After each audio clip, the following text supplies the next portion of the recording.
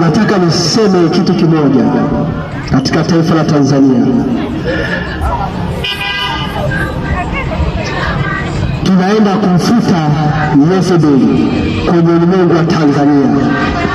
Tunaenda kumfuta roho ya mpinga Kristo kwenye juu ya Tanzania. Roho ya mpinga Kristo tunaenda kumfuta. Bwana Yesu asifiwe. Hebu sema kazi imeanza. Bwana Yesu asifiwe. Kazi ndio kwanza inaanza. Huyo Yezebeli tunaenda kumfuta kwenye ulimwengu wa siasa.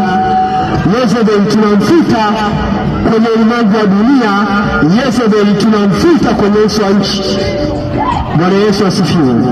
Leo nataka nizungumze hili kwa sababu kuna roho ya mpinga Kristo. Hebu sema roho ya mpinga Kristo ipo katika taifa la Tanzania. Sasa hiyo roho ya mpinga Kristo inaongozwa na Yezebeli.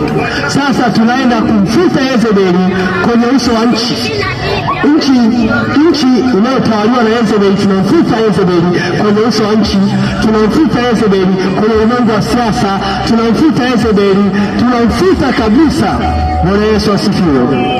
Sasa nataka tuendelee kuomba kwa ajili ya hili swala.